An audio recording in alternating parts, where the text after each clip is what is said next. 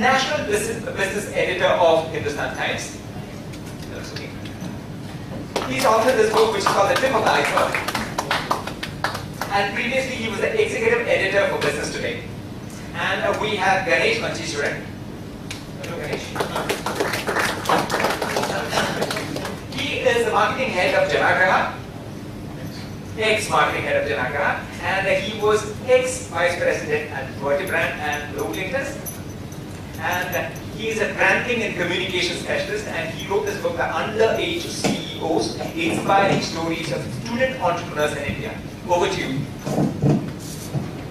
Thanks to all of you for staying till the very end of the day, which is not very difficult because, as mentioned, this is the most interesting panel of the day. No offense intended to the speakers from the morning. But we have about an hour, so I'm going to keep some time at the end for questions from the audience as well. As mentioned, Suveen is the author of Tip of the Iceberg, and Ganesh is author of Underage CEOs. So I'm going to begin by asking them a few questions about some of their findings about startups and entrepreneurs, and maybe a little bit about writing. The first panel of the day was about reading. I want to ask them a few questions about writing. What's it like to be a writer? We'll end with some questions on trends in Indian business, entrepreneurship, and so on, and then we'll take some audience Q&A. Is Shreya Pratik here? I want you guys to keep tweeting. She was tweeting here earlier, and Devosmita, she was also, yes, thank you. Please tweet. The Twitter hashtag, by the way, is #BizLitFest. So I'll be tweeting some stuff here and there, and we're going to pass it on to you. And incidentally, also you're tweeting, right? Okay, good, yeah. So the good thing is a lot of people from the outside, or not in this room, are following this conversation and giving some very good advice, tips, and what are you? Very nice. We're the media partner, by the way. Anyway, first question for both of you. What are some of your findings with respect to startups? You know, a lot of people know that you have to work very hard to be a startup, but tell us about some of the very unusual, maybe funny, bizarre things founders did in the early stages of their journey, based on the stories you've written about and collected. Yeah, so I don't know what bizarre, but yeah, quite a few unusual incidents and journeys, experiences. So I'd like to start by saying that there is a lot of noise in the media today about entrepreneurship, and I think generally there is a lot of action, interest, etc. Right?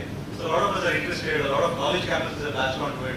There is some action on from the government side on incubators and stuff like that, as somewhat. So that's the one part. But what's happening is that there is glorification of a certain kind in the public narrative, public discourse on entrepreneurship in India. And this glorification is of two kinds. One is about startups who made it big, and the definition of big is strictly financial. So there is revenue, there is scalability, right? There is a number of hiring used as a metric. So all of it is about revenue, scaling up, etc. And those suddenly become poster boys. Investment, of course, funds raised. Poster boys. Number two is there is an enormous amount of interest and talk and action on tech-based startups, right? Which is okay, which is perfectly fine. So what is the counterpoint to it? The realities are also a little subtler, there are more nuances to it, which is what I discovered in researching for my book. Which is that there is a lot of work at the grassroots level. There are a lot of entrepreneurs who are running completely non-tech businesses. Yeah, where tech is not the critical lever, okay? And there is a lot of action in small towns. Now, I was amazed at that time, not now, that Hooghly, Vizag, Goa, the chillland, beer land, there's a lot of startup action there. There's a lot of ideas, a lot of germination of ideas there. Vizag, Guwahati, Bhubaneswar. So this is the alternative and simultaneous reality of the startup action. A. B.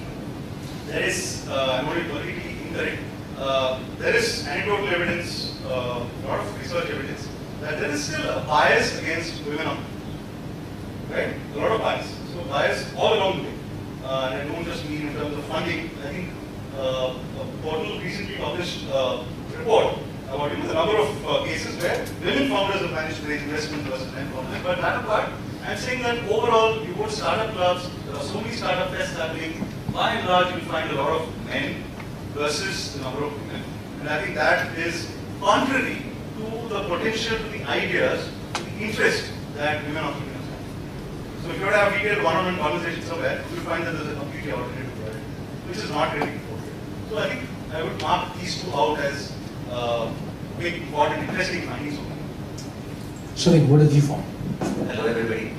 So Devasmita, who works with Penguin, has told me to start every answer with the tip of the iceberg.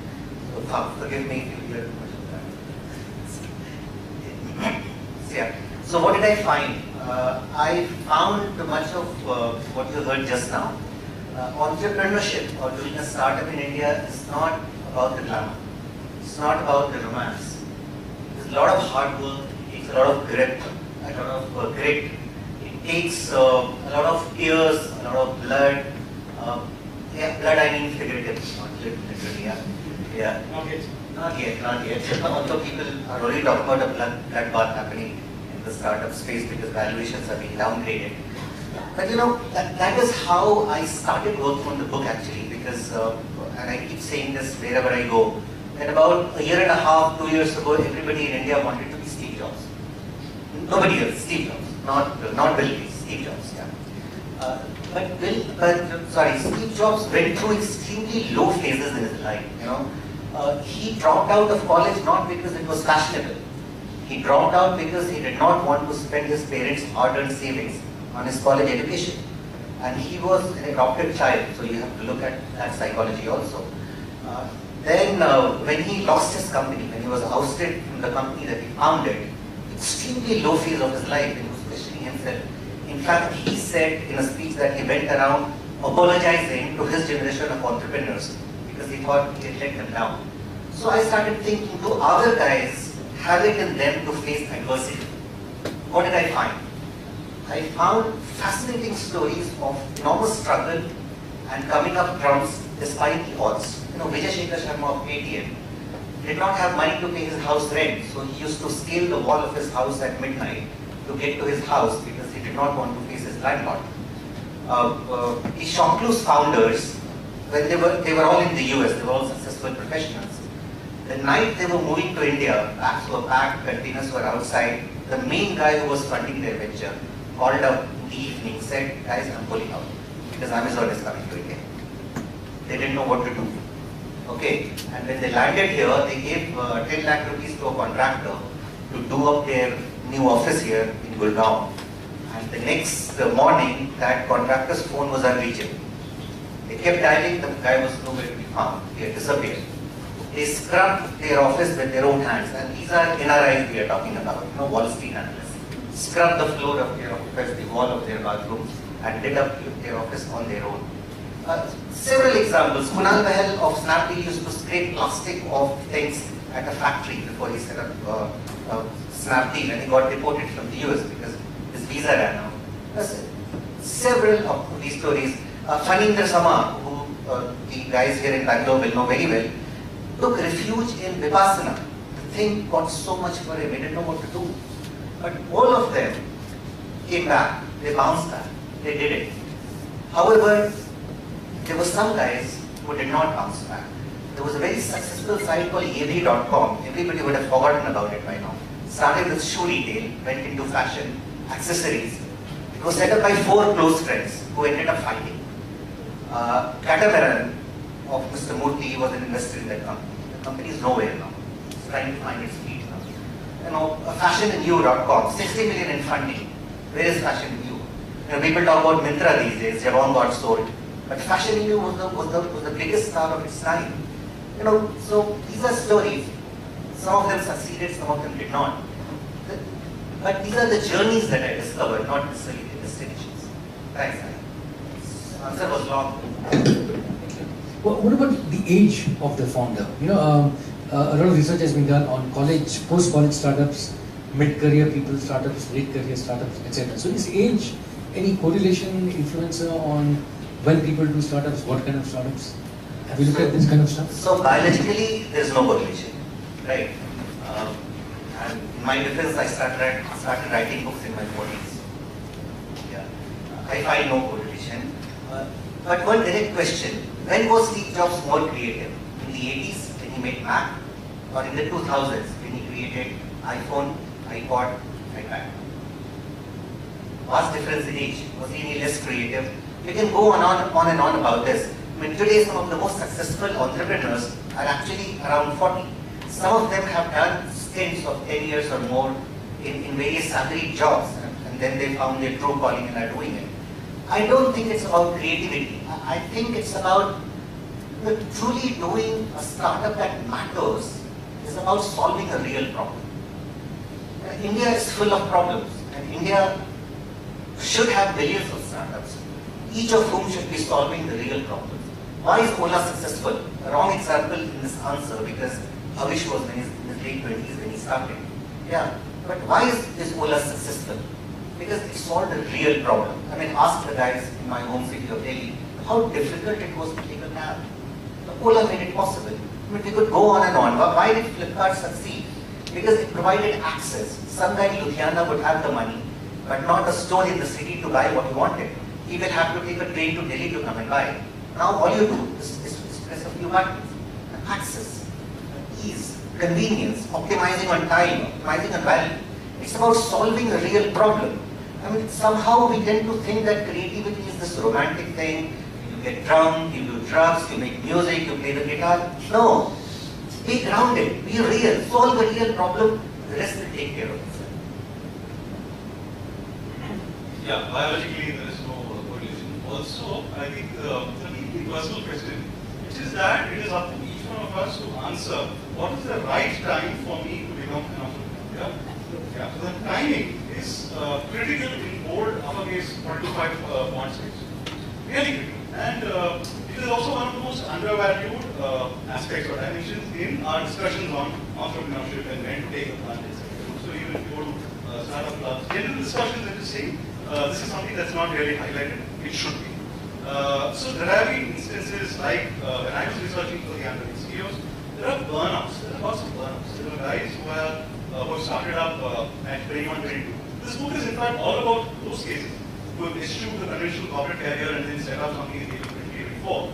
But here also, there is a huge burnout because for them, there are peculiar life aspects like limited life exposure, limited levels of maturity in the conventional sense. There is something called temperament of an entrepreneur, right? That I think needs to really, you need to be seasoned in order for you to reach that level of temperament.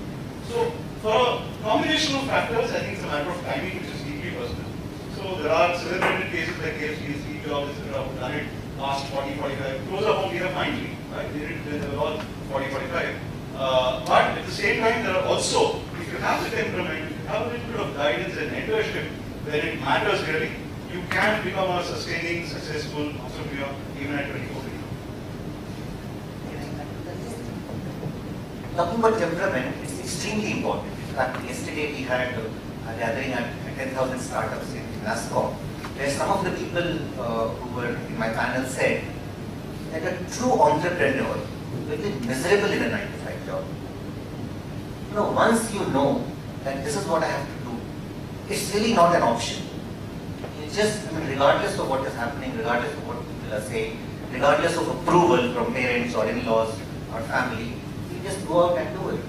You know, there's one person who I met as part of the Iceberg who had failed miserably. He was a very successful guy with IBM, getting its banking division in India. Left, started his company, shut it down. And his daughter used to say, because their lifestyle changed, the daughter used to say, Papa, why did you have to do it? That guy now has set up another company. Because he says that, you know, I don't have an option. I know there's something to be done, there's a need for it, I'm going to do it regardless. That's it. I want to dimension. Yeah, so the other thing about timing is temperament is one. The other part is about finding a deep connect with a problem, with a need in the market that you want to solve. So, why do I become an entrepreneur? That's a critical question, the motivation of that. So, if I were to figure out the problem that appeals to me where I'm passionate about, for instance, I'll give you an example of this company called Nurturing Me, which is in Delhi. Now, he finished his college and all that, came back from abroad and set up something. He said, I want to do something for society. I want to give back. That's the kind of values that my parents have brought me up. He was in his early 20s in Anupur. He said, what do I do? What do I do? So he asked about varieties. Then he banded together a set of friends and they set up a charity being the objective, a venture which is completely non-profit, which said, let me try to offset carbon credits that companies are generating, right?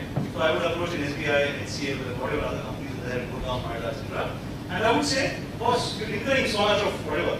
Can I help you offset? Can I help you through afforestation programs? Can I take up tracts of land and help you plant trees, right?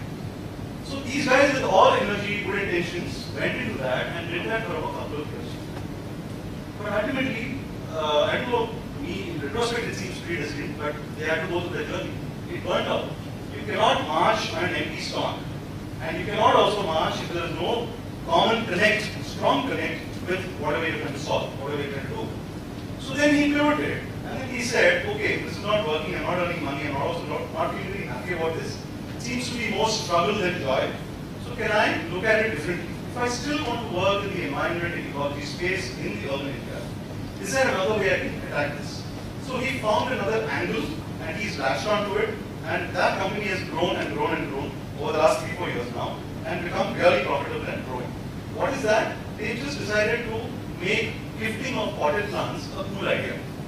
So instead of gifting a gadget or occasion, bouquet of flowers or whatever, which is what you typically do, or take someone out for dinner, this is so simple, so thoughtful, so rooted, and it's close to ecology, right? And it's very personal. So he said, why can't I just pivot and latch on to this angle? So until he established that, or until that connect within him grew, the company was floundering. So it's a question of temperament, it's a question of connect with the problem that you're solving. Because unless you're completely passionate about it, you cannot sustain. Another very common part of the narrative of the first-time Indian entrepreneur especially is the family tension. Parents not wanting the young guy to go to a startup instead of getting all that stuff. Yeah. So what are some of your findings with respect to that? Is that still a big factor? Is it decreasing now thanks to media exposure? Is it still going to be an issue that the next crop of startups will have to deal with?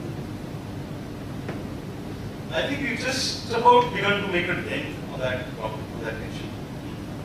Generally speaking, there is still enormous tension in terms of jobs, comparison with other people, your peers and your friends, and what are they doing versus what are you doing. There is a problem, tension in the definition of success, the way success and its definitions are handed down to us by aunts, uncles, and parents and teachers. There is a tension in terms of what should you aim for in life. There is a complete lack of talk on impact, which means that I'm being extremely, I need to be mercenary in whatever I do in life, right? So I need to just keep earning money and growing and getting promotion. Then there is the thing about marriage, settling down. So these narratives are still very strong. These conversations, tensions are very strong even today in our households. And but like I said, because of social media, because of success cases emerging amongst entrepreneurs today, I think it started making a dent. Now the other big factor is personal initiative and personal, what do I say, self-confidence. So the guys who have actually navigated or overcome this tension so far, by and large, are the ones who really stood their ground. They've said F off to various forces around them, politely, agitated manner, anger, whatever. But they've had to fight the emotional blackmail. And at the risk of coming across as being foolish, they've still been courageous enough. So the guys who have actually made out of this tension and still become entrepreneurs and struck out are today guys who have managed to hold their ground. Things are a lot better now.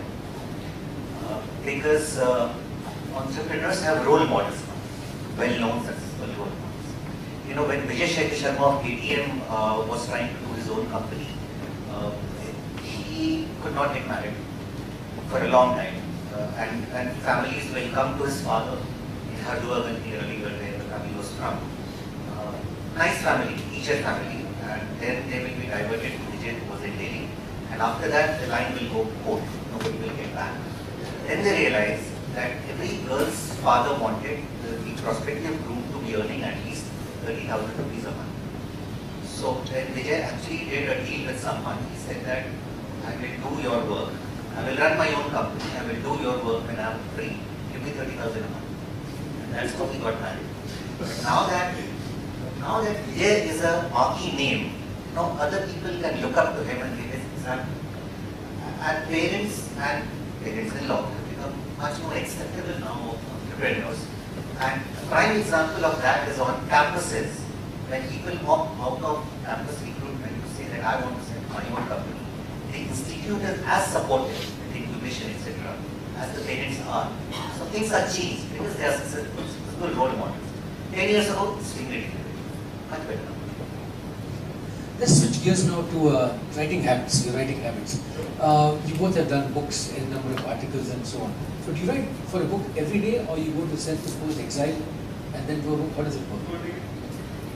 Okay, so there is one more dimension here. Apart from having a full-time job that I do, I have a small child who is about 2.5 years old now. And when he is awake, I can do nothing but to be with him. Not because he wants to be with me, but because I want to be with him. So I won't waste any minute of the time that he's awake. I'm more time with him. But he, to my advantage, he wakes up around 7:30 in the morning. So when I'm writing books, I wake up at 4:30 in the morning. So that I can back out about 2.5 hours of writing before he wakes up and play a little, eat a little, I get ready. I leave for office very early. So that is the window that I had to create. And the only thing I had to sacrifice was my sleep, which is a very, very easy thing to sacrifice.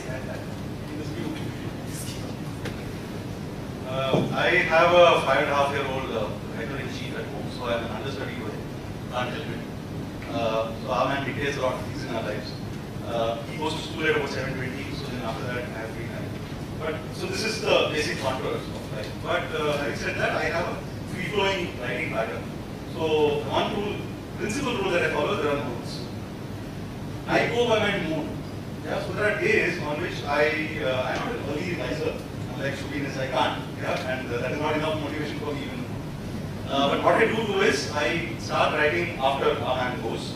So I devote a little bit of time to write definitely in the morning. I'm in between books, so I'm still tossing up ideas for the next book. But what I do very actively is writing on travel culture, entrepreneurship, parenting, business, etc. So that writing takes up a good bit of time. In fact, all my morning goes into that. So about 4 or 5 hours of hammering away with a break for tea and a smoke in between is the most productive phase of my day. And if I'm done with that phase, if I have done that 4 or 5 hours of writing enough, well, then I don't have to write throughout the day. I don't have to write at all. And I'm at my creative best, thinking best at that time.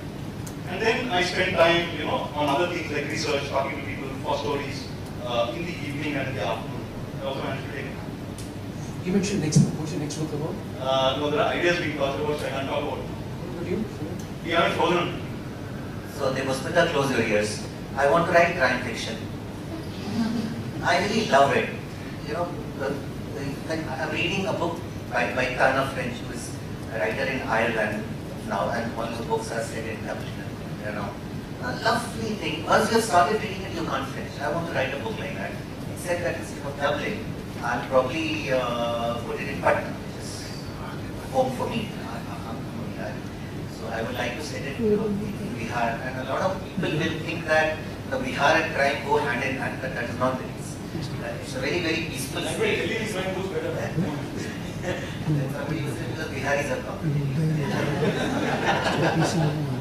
But Bihar is a remarkable state in terms of its culture and the way people are. And if I come out of my home, I cannot walk half a kilometer before I have exchanged greetings with at least 10 people.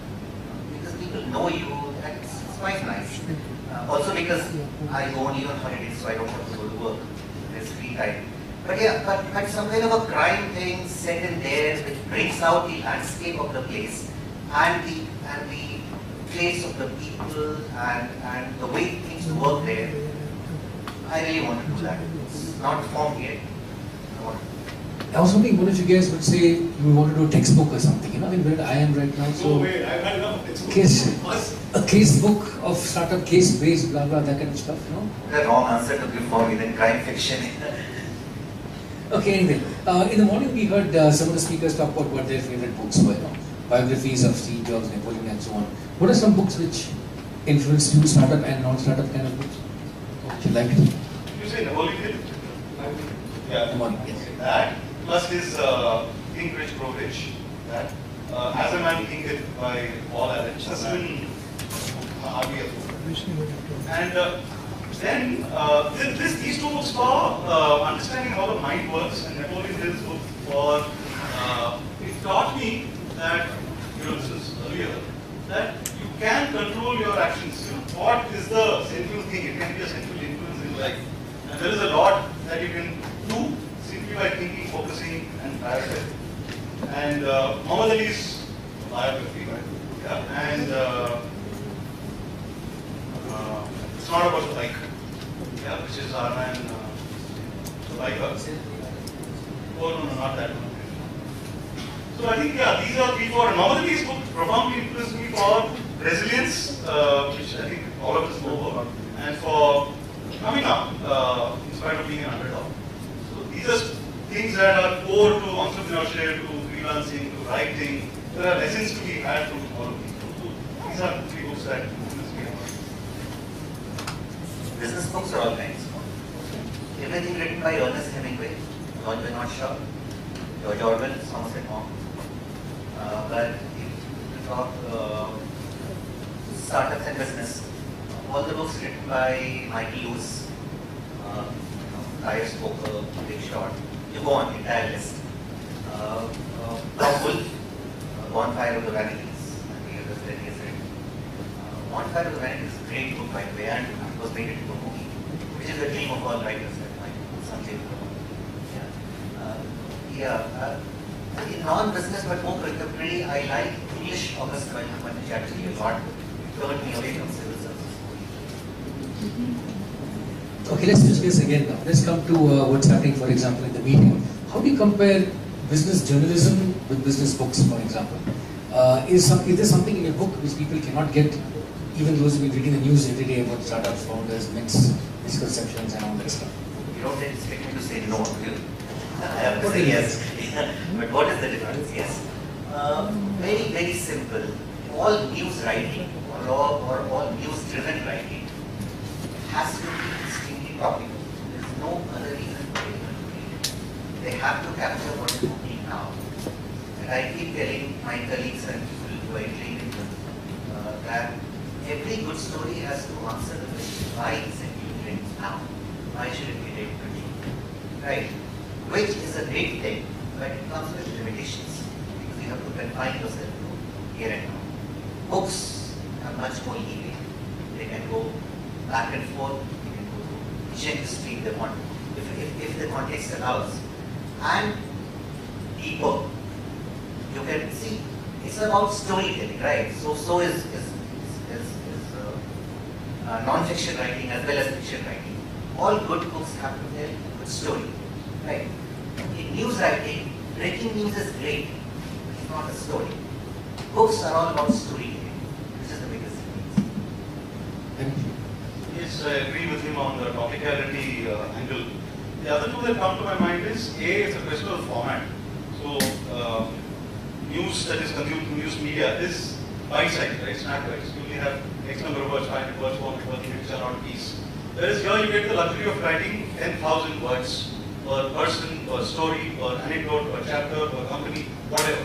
The sheer length of that allows us, like he said, to get into the details of storytelling. And therefore exploring a lot of nuances about life. The other thing which I think is missing in media, mainstream media, and what is available in books is the emotions, the emotions associated with, now I'm talking specifically about business writing. There are emotions associated with running businesses, setting it up, right? Which I don't think you would find in media. It's very dry, reporting. This happened, that happened, he raised this event, this happened. Whereas here you can talk about the losses, you can dwell on that, the successes, the euphoria, the hilarity of things. So it's very, it's a beautiful medium through which you can bring out the emotions that a person is journeying. Okay, I've got one last question for you, and then we'll have audience Q&A after that. What are your 3 tips, words of advice, parting comments for aspiring entrepreneurs or existing entrepreneurs in the audience? Aspiring entrepreneurs.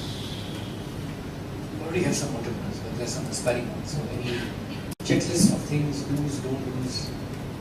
Yeah, so I don't want to give Gyan, I think there's a lot of Gyan around, but possibly 2 or 3 giveaways would be, one, do give it a shot as early as possible. If the timing sounds right to you, that's a caveat, of course, what I said earlier, one of my answers.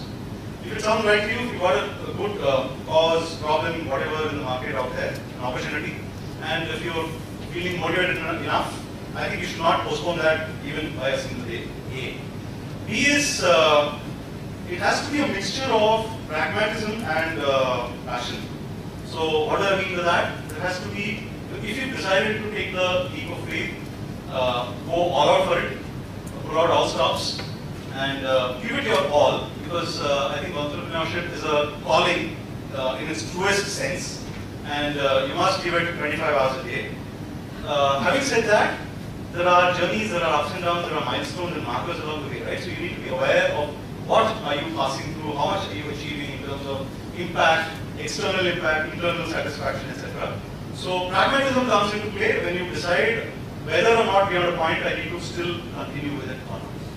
So this again is de-romanticizing entrepreneurship. It is not about continuously burning out and burning yourself out. It is about saying 1 year, 2 years, 3 years. I would say at least 2 years of time has to be given for anything. But beyond that, it's a call. If things are going the right way, then fair enough, beautiful, superb. Otherwise, I think you must be pragmatic enough to go. You said 3 things. So I'll do 3. I'll do 1, 2, 1, 2, and then 1. 2 is, if you want to do a startup, solve a real problem. Okay. Don't is, if you do not believe in it, you do not believe you are solving a real problem, don't do it. The neutral thing is, enjoy the journey. Don't think of valuation. Enjoy the journey. Audience, questions, comments? Yeah. While I had I'm myself unique, the question can I answer by any of the panels. The question would be, in a startup, is a B plan required, a written B plan? We need a B plan. Okay, let's take a couple of other questions also. Either questions, comments, shout it out and I can cluster them. Yes, yeah. Please shout it out, yes. So I'm curious to know what is the reason that neither of you all have this, you know, list of people who were influenced by the books written by. How is it that they're all, is it because of the language barrier? Is it, what is the reason that you have nobody on the eastern, literary environment that you have chosen as a kind of role model? After all of them are on the list. Okay, one more question, comment? Madan, I have a comment on the age thing. It's not a question. Okay, fine, jump, please. So can I? Yeah, just say it. Okay. So what research has suggested is that there is an inverted relationship between the propensity to start and the age. Now, also the nature of innovation. For example, if you speak about Bakshi venturing into Mindtree, he has seen Wipro's model and he's replicated the model outside of Wipro. Whereas somebody who has started a completely disruptive innovation, the risk taking has to be high. So if you look at the innovation being sustaining innovation and disruptive ones, a sustaining innovation can be done at any time of the life because the risk taken is low. And hence there might not be any relationship with the age. But if you talk about disruptive innovation, research says earlier the better. That if you are in your 20s because you can take risk and the liabilities of are low and the odds of fail out are very low. And hence it's on the nature of the innovation that the age is contingent. Earlier the better. If it is disruptive, no time is better. If it is continuing, so that's the take. Can I respond to that? Please. So, I'll just, since this is a statement and not a question. Valid point, but Madan's question here was about age and creativity. Propensity to start, definitely, because all startup investments are about betting on future growth. And somebody in his late 20s has more elbow room, more time ahead of him to do stuff as compared to somebody in late 40s. So that is where propensity comes in. And risk appetite is more because you can fail at 28 and you still have 50 years to do other things, okay, which is not the luxury that you have 20 years later. So I'm making a distinction between propensity to do a startup and creativity. That's my limited point. Creativity, there is research by Teresa MFI and Mihail Csikszentmihalyi, both from Harvard, where they say that if creativity is all about synaptic joints in your brain, for example, with age what happens is that synaptic joints creation reduces in your mind. And if you go back to the research also, and that's what visual diamond is mentioned. etc. at a later point in time. If you go to the research also, the best Nobel Prize winning was historically has come at the age of 22. So these two research are really indicate then again created this stage. Okay, we'll come back to this later. Yeah. But young lady has a I question. have a question. We have authors here, and one was talking about crime fiction. I would say I'm a student of journalism, interested in business writing. I would say, what about startup fiction? I'm thinking of embarking upon writing a startup fiction. I would like suggestions, comments, anything. Okay, let's do that one first. Business plan. Is it important? Yeah, okay, so I'll take that. It is important, but it is also important not to get blinkered by it. Yeah, that's the top line answer. Let me explain. It's important because it does value add in a certain way. It sharpens your thinking, and there is, believe me, a huge amount of gap between what you think in your mind and what you put down on paper. So to my clients, my startup mentees, I recommend that you do a 2-pager. See, there are 45,000 different formats of a business plan, right? It's one of the most hyped document around. So it's important to know up to what level you can go. Otherwise, you can just completely go into analysis paralysis. So you should avoid that. So what it helps you do is crystallize your thought, put down some 3-4 things like what is the problem you're solving in the market, blah, blah, blah. There are some 7-8 things. Do that, and then it also gives you a document which you can circulate for comments, feedback, validation. I think this is the principal value add that it does at the beginning of your journey. Having said that, there is a point when you need to take feedback, finish, do the tweaking that's required, and then just start implementing. Actually start developing a prototype or getting into the market if it's a service or whatever, right? So it has to be a balance, but the answer is yes, there is some value that the document takes with it. Can I add to that? Yeah. So these days there is a ready-made plan B that every entrepreneur has, which is acceptance of failure. If you put a failed startup on your CV, it's a plus, it's not a minus. So that I consider a ready-made plan B. Even if you have failed, you do not want to do another startup, you want to do a job, a lot of people will attach a lot of value to your experience of doing a startup. How important is it to have a real plan B? I'm not sure about that, because sometimes, if it does not distract from your plan A, then that's fine. But don't do it at the cost of plan A. Okay, this is the other question. It came up in the morning also, which is cited books are often Westerners. Why not Indians, Easterners, Japanese? You caught me there. Okay. See, all of us have grown up reading a lot of Western writers. For most of people of my generation, it's been Dickens and all. Indian writing in English has flourished from Salman Rushdie onwards. But in business writing, there is a long way to go, unfortunately. Some of the books that I have admired and liked in business writing were done by the guys. So like, in my defense, I'm not parochial. I Vasudha Kutumbakam, the American writer is as much mine as the Indian writer. That's my only defense. That's what it is. No, but is it language that prevented you from reading other writers? It may have been. North India, Premchand and all. Did you not read them? I did. But it was in a language that is different from the one in which I write.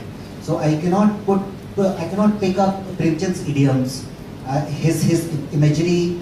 I can, but I will express it in different words. And the Western world and the Western business world in particular has had the good fortune of having incredible characters. Elon Musk. And how I would love to write about him, how I would love to meet him. We do not have a parallel in India. Steve Jobs was there. Many of the characters there are there. The Wall Street crash happened there.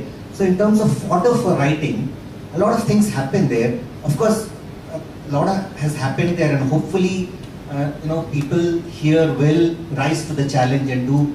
It's a work in progress, really. Business writing is picking up. You would know better. It has picked up a lot. We will get there, but as of now, I don't know. Heavy hitters are not there yet. Yeah. Ganesh. The reason is far simpler for me. I think it's also personal to a large extent. So Generally speaking, yes, there is. If you were to ask me generally what are the books that I liked and all that, so that was not the question, and therefore I restricted the answer to, in a sense, somewhere I got restricted about business writing and business books that or motivational life related, right? So this answer was for that. But otherwise, there was, of course, the Amar Chitra Kathas, and there were Malayalam books that I've read. So I'm a Tamil Malayali, so I've read that, and Munshi Premchand, Ghalib, for instance. Yeah? So those were other influences, strong influences, of course. But in the business context, not so. Another critical reason for that is we didn't have business writing in India at all. And I'm talking 20 years ago, right? 25 years ago, or at least they were not accessible. They were not known books at that time. So like we're hinting at now, it's only coming of age now. I didn't know. A few years later, their books will be cited. Yeah, so you know. But let's go to the very important question from the young lady there. Business, startup fiction. I think it's a brilliant idea, yeah, superb idea. So beyond that, I think we should take it offline about plotting and suggestions and blah blah. But I think it's a superb setting and a start. I tried to write my book like fiction because we tried to create characters and tell their stories. I may not have succeeded, but there is immense hope for it. And hopefully, if you do a startup fiction, that will answer the other lady's question about Indian writing, and will become a role model for others. Okay, great. Just maybe one or two more questions. When I take Social network was somewhat like that. Social network. The social network, yes, yeah, that's right. But it was much more fiction than reality. Yeah. Okay, backbencher. Yes. Shout it out. They have done about so many startups, but really India is not had a big startup, like say WhatsApp or Facebook. Whoever has succeeded, give example, Flipkart or Snapdeal, they are only copycats of Amazon. They follow something. Till now there has been no real tech breakthrough startup in India. This is like what is the reason for it? People have studied it. Is it in our culture? Or the really recently Narayana Murthy has commented. Last 50 years there has been no breakthrough technology. In any area there is no great breakthrough invention in India. I feel the same applies to startup also. So the answer probably lies in phases of development. We are still in the early stage of entrepreneurship, where many companies started by being the Indian version of X company, which was already doing it successfully in the US. But now that the startup culture is established, you would find that many original companies are starting out in India. For example, I was with Nandan Nilikani yesterday, and he was saying that he invests in a startup only if there is an Indian twist to the idea. So he has invested in a company that gives real-time status of trains of the Indian Railways. Now, all of us at some point have suffered at the hands of the railway inquiry. They will say the train has arrived, but it will come sometime later. You will land up, you won't find it there. You will struggle to get the right status. Now, this company, it has a lot of users, and those users are traveling in trains with GPS-enabled phones, and it tracks through their GPS, it tracks the actual real-time status of the trains. Now that's an India idea, completely original thinking. The Americans won't do it because they don't have that problem. So more and more of these things are coming up, which, see, in the US also the best startups started because they were rooted in their reality. Now there is a phase when we are getting startups and ideas which are rooted in our reality. So your question will be answered very soon. It's growing as we speak. Can I give some examples? This is response I think is. One is I think Infosys itself is an example of a startup which is huge in scale. Second is jury is still out, but Reliance Jio. They started for 5 years, invested 100,000 crores in that. And third, I think we have opportunities where we can leapfrog. For example, Paytm is something, payments were never done in that mode before. But that is a very good example of it. My take to that is, I'll agree with you about the stages of development. But also, I think there are two, I'll answer it at two levels. One is at the familial, personal level, one is at the government, national, macroeconomic level, right? So, government interventions for breakthrough innovations and policy incentives, etc., is that the talk itself is very, very decent, right? So this is, I think, far more robust, mature, comprehensive in Western markets, especially the USA. The other thing, I think, more critical to our culture is the minute we set our children free, we will start seeing this 15 years later.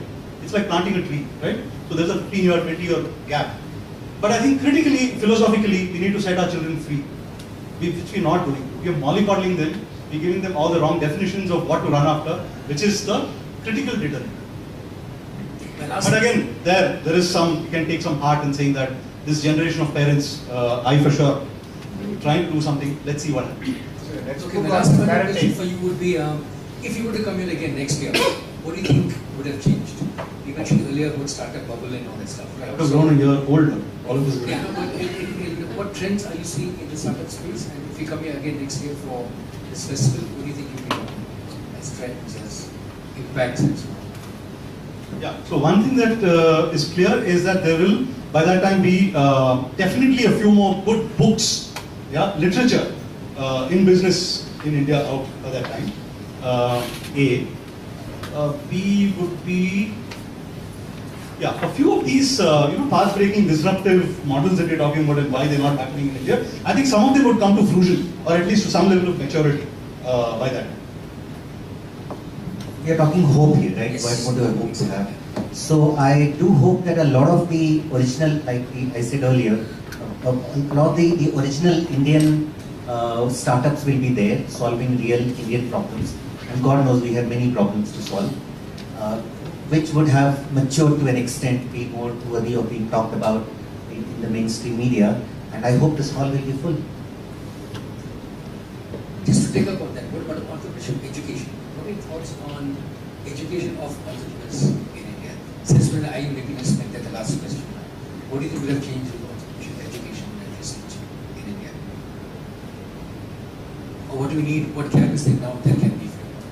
Yeah, so this is more hope than it is that more hands-on learning would have been incorporated in primary and secondary education. Because I don't want to start talking about all this from the age of 20, 25 years. I think we need to principally start talking about all this at the age of 12, 13, 8 possibly. So some amount of inculcation of that into early exposure to education would help, and education. Yeah, I think more literature, more research work on entrepreneurship is emerging, and I think that will really pick up pace the next coming year, which is good. Concept-based academic research is also needed. We don't have much of that in India. Sorry, one second. So an unfortunate thing is happening these days. You talk about entrepreneurship education. So on many campuses, those startups which make offers and then they withdraw offers or delay hiring, they are being blacklisted and looked upon in not very kind terms. I hope that will change, because we have to encourage our students to be a bit of risk takers also. If you want to join a startup, you have to be open to risk taking. So hopefully, so now many of the guys will know this better than I do, that many campuses during campus recruitment say that once you are part of the process, if you have one firm offer, then you opt out.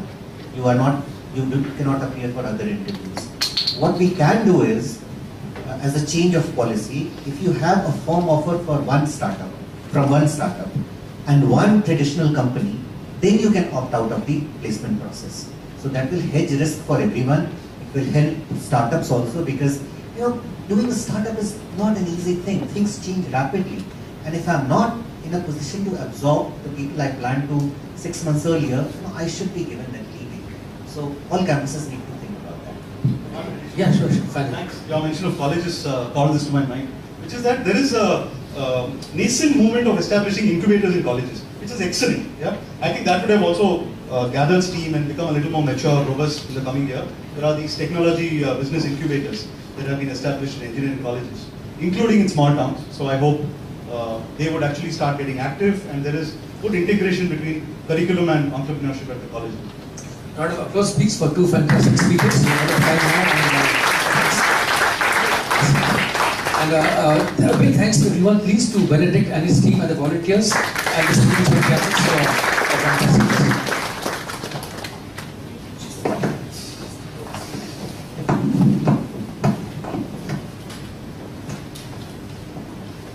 So thank you very much from the founders, Benedict, Raghu, Shiny, Shankar and me. We would love to thank you for being here, and we learned a lot from the speakers as well as from the audience. Thank you very much. And a big thanks goes to NMIMS, IIM Bangalore, NSR Cell, Good Work Labs, Author TV, Knowledge Important, Your Story, and Sage. Thank you very much and good evening.